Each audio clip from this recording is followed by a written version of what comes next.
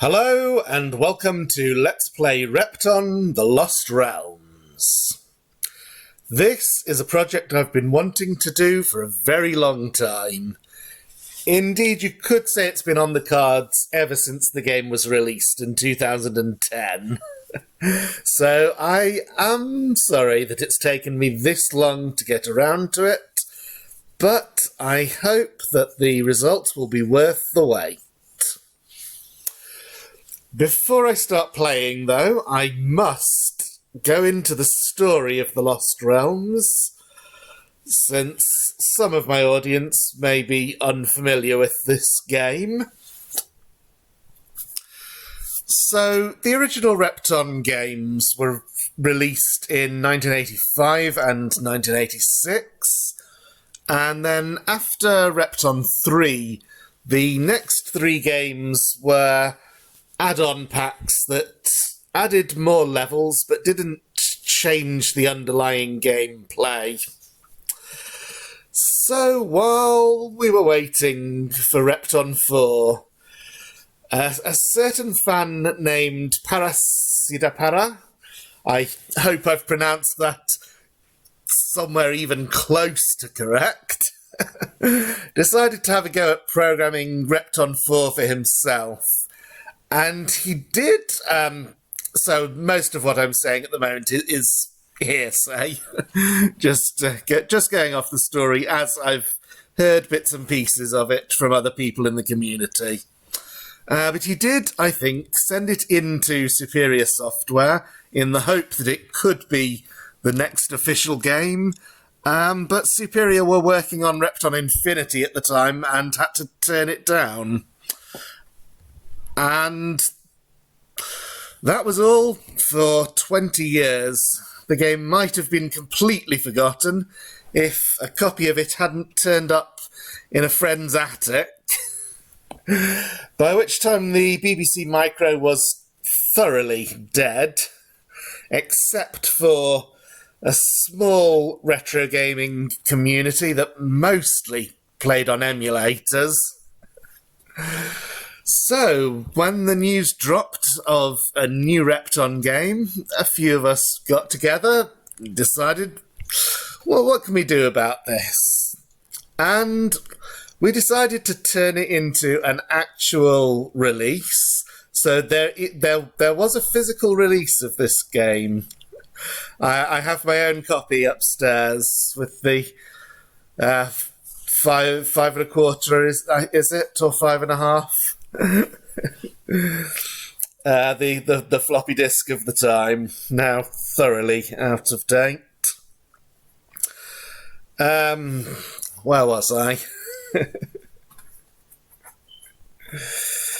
Yes, we were deciding what we could do about the game, and we thought that to turn it from the demo version that Paras had into a proper game, the main thing that was needed was full sets of levels. So, a number of us, including myself and my friend Jonathan, mostly interacted online to get this together. I won't go into all the names now, but I will mention before I play each level who designed it. In the final release, there are 24 levels, 4 sets of 6. The first set of levels are the same ones in Paras's original demo, and so we're going to start with those. Now, the game is... Before I start on the actual game, one more thing I must explain is that the version that I am playing now was actually after we rediscovered the game. It was actually reprogrammed from scratch by Sarah Walker. And just to get the obvious question out of the way, the T Walker you see on the screen refers to her old name. Yes, it was reprogrammed in order for it to be possible for it to put together a full compilation of level sets. I'm not going to go into the technical details because I don't know much about them myself. One thing I will observe is that in this game the music volume can be configured in steps rather than just on or off. I'm going to leave it off because I feel it's nice music for playing, but if I were watching someone else doing a Let's Play of this, I'd probably find the music more irritating than not in the end. So, Paris's 6 levels. And right at the start we notice a new object disappearing down the corridor over here and emerging. So it acts very much like the spirits in Repton, but it's yellow and it goes around the walls the other way. It will eventually go into this yellow cage down here. The other new object that you will notice immediately is the balloon. I won't interact with those yet.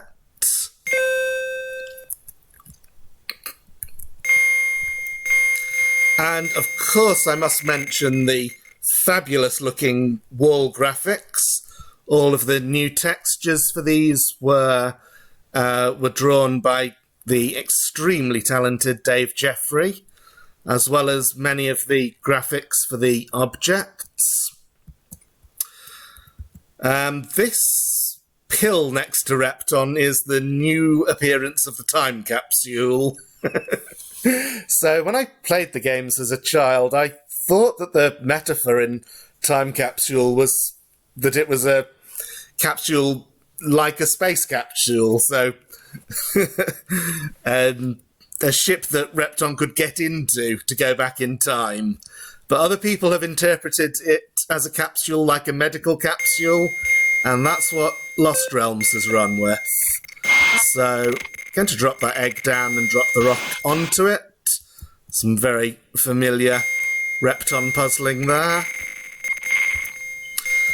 I'm going to assume that anyone watching this is familiar with Repton 3, and I'll only really go into detail on the new objects.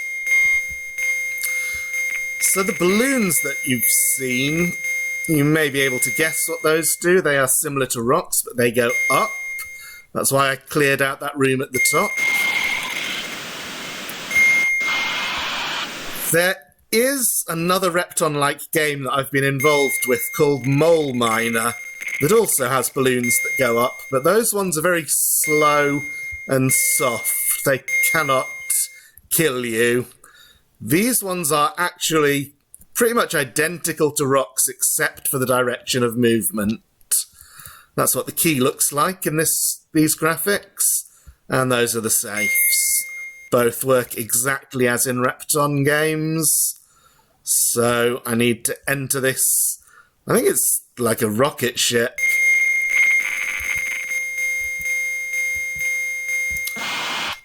So as you might expect, the first level is extremely simple. It's just a playground for Repton to explore and find out what some of the new objects do. Crown down there. Oh, there is actually a difference in the crowns in this game. They are no longer required to complete the level, but you do have to get all 6 to get the competition code at the end.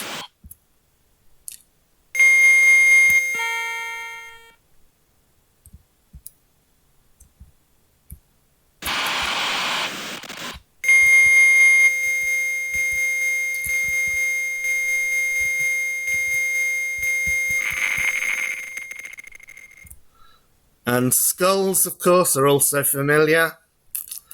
Now, I did have to get that diamond that was there where those rocks have fallen so that they could fall after the key is obtained. Oh, and I should show, obviously, the time bomb, but also you may notice that it's completely enclosed by earth. So in Repton 3, that would be an unwinnable situation. But in Lost Realms, you can teleport to an earth square, and the earth square will simply be erased. Now, there's the other spirit hiding in the earth.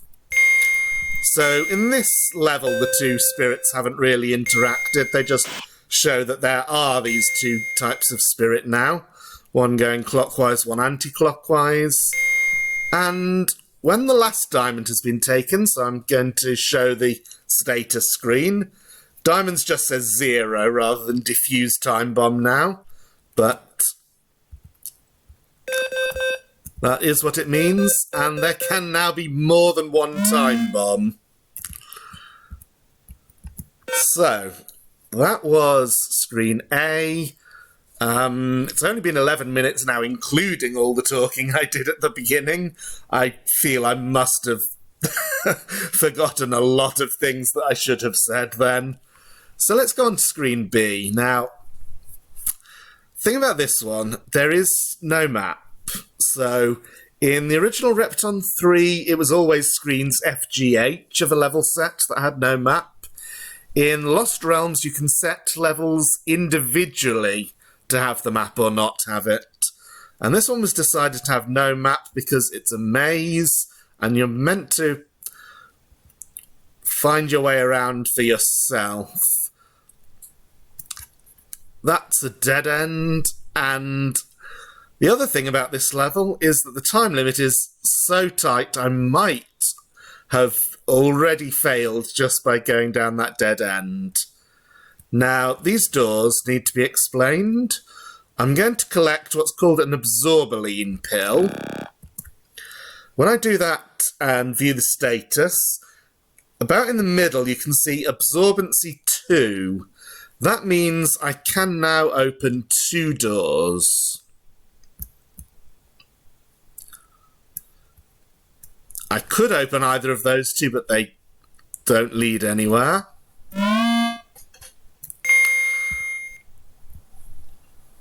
But I do want to open this one because it does lead to a diamond. I'll get the key first.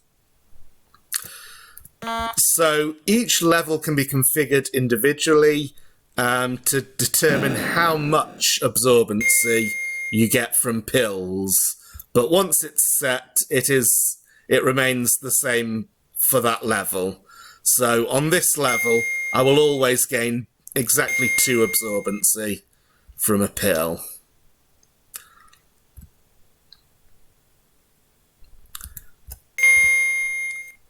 This level won't do anything very complicated with that, but on later levels you may have to, for example, take a pill that gives you 2 absorbency and use them up before they're wasted, so to speak, when you get another pill.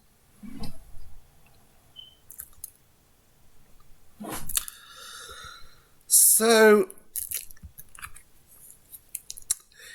you might notice that I'm struggling to find things to talk about in this level. It is not very interesting, and I do think this was a mistake we made. I did argue about it at the time, but my view did not prevail. Okay, I'm in a little enclosed section here. Need to grab this. And these diamonds. So I argued that we should not have Paras's 6 levels as the first level set of the game. I don't know if that was not the correct transporter to take. Okay, I'm going to pause and unpause when I'm back here again. Okay, I'm just before taking the 3rd transporter. There are only 5 diamonds left on the level. So I think I want to come up here and take the transporter near Repton's start, which should go into the top left area. Okay, and I need to connect this cage. many ways to do that, but this seems to be the simplest. So, I hope it's clear that I don't think these are bad levels. It's just that this does not and has never seemed appropriate. Just checking, 0 diamonds. So I think now I take the transport to just my left, which should go to the time bomb. And I think on this screen that's the only time bomb, yes. Yeah, these have never really seemed to me to be appropriate for the first levels you play at the start of the game. Screen A is fine, but that... I would have put that one much later on if we had to have it at all. Definitely not as the second level.